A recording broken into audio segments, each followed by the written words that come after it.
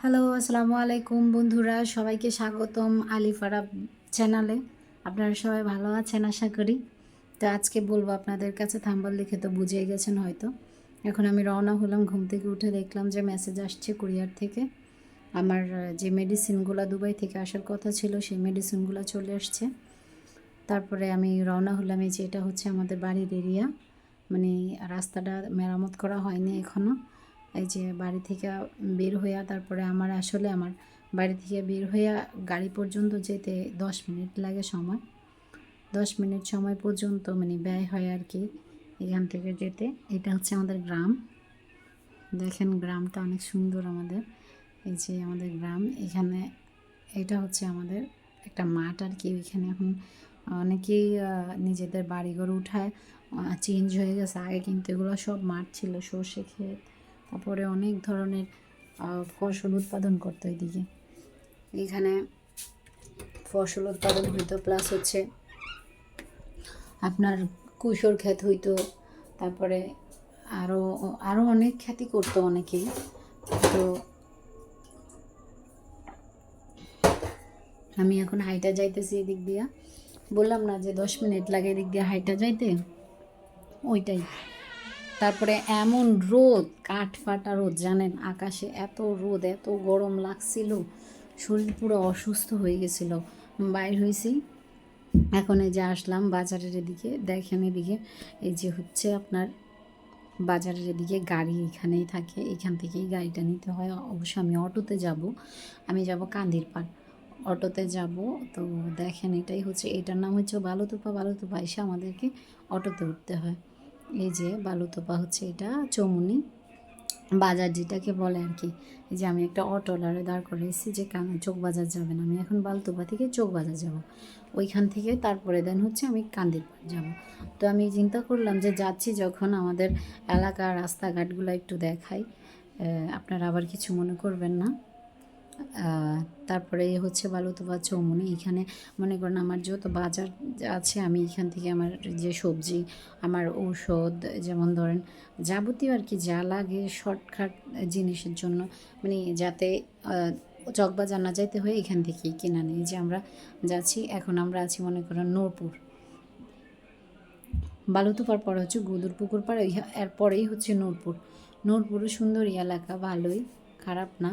এখন মনে করেন আমি আছি ছাতিপট্টিতে, আমি এখন কান্দিরপাড়ের জন্য যাচ্ছি।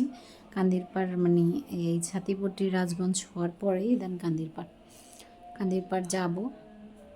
আর এইখানে মনে করেন অনেকগুলা স্বর্ণ দোকান থাকে, ওই স্বর্ণের দোকান আমার খুবই প্রিয়, ওটা দেখলেই আমার ভালো লাগে, বুঝছেন। এর জন্য অনেকগুলো স্বর্ণের দোকানের আমি ক্যাপচার করে নিলাম আমার ভিডিওতে। এখানে আবার কুমিল্লাতে একটা নতুন গোল্ড শপ আছে, স্বর্ণ গ্যালারি, ওইটা অনেক ফেমাস কিন্তু।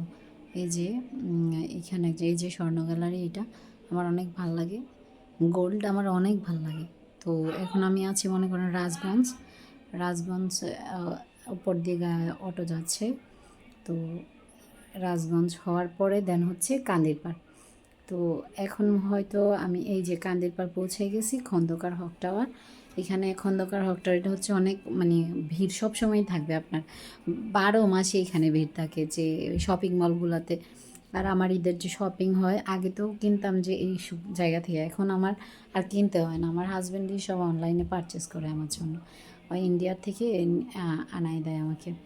যেমন ধরেন এই যে কান্দিরপাড় আছে, এখানে আবার এই যে আমি এখন কান্দিরপাড়ে অবস্থান করতেছি, অটো যাচ্ছে, কিছুক্ষণ পরে আমার কুরিয়ার আছে, ওইখানে চলে যাবে। এই যে কুরিয়ারে চলে আসছি। আর এই যে দেখেন সুন্দরবন কুরিয়ার, এই যে কুমিল্লা কান্দিরপাড় সুন্দরবন কুরিয়ার। আসলে হচ্ছে কি ওষুধটা যার দ্বারা পারচেজ হয়েছিল, ওই যে আমার আপু আর ভাইয়া 8 তারিখে গেছিলো দুবাইতে। তো 8 তারিখে ওনারা দুবাইতে গেছে, 12 তারিখ এই ওষুধগুলো নিয়ে ব্যাক করছে। আমার যে ডাক্তার, ওনাকে আমি বাংলাদেশ থেকে সব রিপোর্টগুলা পরীক্ষা করে রিপোর্টগুলো দেখাইছি, তারপরে উনি ওইখান থেকে আমার এই ওষুধগুলো লিখে দিছে। এই যে আমি কুরিয়ারে আসছি, আমি মাল রিসিভ করতেছি, আমাকে সাইন করতে বলে। এই যে আমার মাল হাতে পায়ে গেছে, আমার যে ইয়েগুলো ওষুধগুলো মেডিসিনগুলো এগুলো এখানেই ছিল। তো আমি এই যে বাসায় চলে আসছিলাম, তারপরে ওষুধগুলো নিয়ে বাসায় আসার পরে দেন গিয়ে আমি এগুলা আনপ্যাক করলাম আর কি। ভাবলাম যে সবার সাথে আপনাদের সাথে একটু দেখাই যে কী কী ওষুধ আসছে আমার ওইখান থেকে। আর ওষুধগুলা মানে আনপ্যাক করার সময় আরাফ এত দুষ্টামি করতেছিল আমার সাথে, কি বলবো। আপনারা দেখবেন আমি একটু পরে পরে ওর এই যে ওর অবস্থা দেখছে না কি। আর তারপরে হচ্ছে গিয়া সবচেয়ে ইম্পর্টেন্ট কথা হচ্ছে আমার যে ওষুধ পারচেস করার যে ইয়েটা সিস্টেমটা, বা আমি ওইখানে যেভাবে ডাক্তারটা দেখাইলাম সম্পূর্ণটাই হচ্ছে আমার হাজব্যান্ডের ক্রেডিট। আমার হাজব্যান্ড না থাকলে ওটা হইতো না, কারণ সেই আমাকে ওই যে ওই ডাক্তারের সাথে মানে পরিচয় যাবতীয় যত জিনিস আর কি আমার হাজব্যান্ডেই দেখাইছে।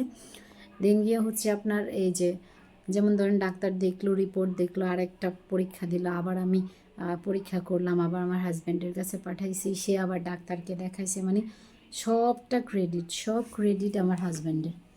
এছাড়া আমি তো জাস্ট দেশে থেকে বসে দেন গিয়ে হচ্ছে অনেক কষ্ট করছে আমার জন্য, অনেক কষ্ট করেও আমার হাজব্যান্ডকেই ধন্যবাদ দেওয়া উচিত যে আমার আসলে আমি কুমিল্লা থেকে অনেক ডাক্তারই দেখাইছি, কিন্তু কী হয়েছে, অনেক ডাক্তার দেখাইছি বলতে ডাক্তার দেখাইছি কিন্তু আমার সমস্যার সমাধান হচ্ছে না।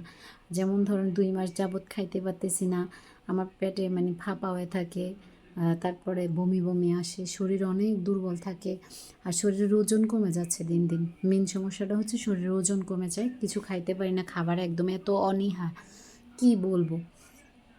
তারপরে দেখেন এই যে ওষুধগুলো আমাকে দিছে, আমার আপু ভাইয়ার কাছে দিছে, তারপরে 12 তারিখ এখানে নিয়ে আসছে। আর ওইখান থেকে আমার আরেক ভাইয়া ছিল ঢাকায়, ওই ভাইয়া তা আপনার কুরিয়ারে আমাকে পাঠাই দিছিল এই জিনিসগুলো ঢাকা থেকে। আজকে সকালবেলা মেসেজ আসছে, তো যাইয়া নিয়ে আসতাম আর কি আমি ওইখান থেকে। এখন একটু দেখাইতেছে যে ওষুধগুলো দেখেন এক এক করে আমি বাইর করতেছি। এখানে আমার যে প্রবলেমগুলো আছে ওইগুলো সবগুলারই ওষুধ ডাক্তারে দিছে, বলছে আমি খাওয়ার জন্য 2 মাস খাইতে বলছে ওষুধগুলো, তারপর ওনাকে আমার হেলথের কী কন্ডিশন সেটা জানাইতে বলছে। আর দেখতে তো আপনারা তো দেখতেই পাচ্ছেন যে কি করতেছে আরাফ আমার সাথে, এই যে আমি একটা নিলে হয় আরেকটা নেয়, আরেকটা নিলে হয় আরেকটা নেয়, মানে হয়তো একটু দুষ্টু হচ্ছেন, দুষ্টুমি করে। এই যে দেখেন কি করে আমার সাথে, দেখছেন এই এমন করে, মানে কি বলবো, এমন করে। আর সবাইকে বলতেছি কেউ মাইন্ড নিয়েন না, মানে আমি ভাবলাম যে আমার একটা অভিজ্ঞতা আপনার সবার সাথে আমি একটু শেয়ার করি বিষয়টা। এই যে দেখেন আমার ওষুধগুলো এগুলো আসছে দুবাই থেকে আসছে, তো যদি কোনো ভুল ত্রুটি হয় ক্ষমা করবেন, ক্ষমা দৃষ্টিতে দেখবেন। প্লাস হচ্ছে আমার জন্য একটু দোয়া করবেন, আরাফের জন্য দোয়া করবেন, আর আমার হাজব্যান্ডের জন্য একটু বেশি বেশি দোয়া করবেন, কারণ সে না থাকলে আমি কিছুই না। যা কিছু আছে বুঝছেন লাইফে, আমি মনে করি বিয়ের পর থেকে আমার হাজবেন্ডেরই অবদান। তো আপনারা সবাই দেখবেন, সাবস্ক্রাইব করে দেবেন চ্যানেল।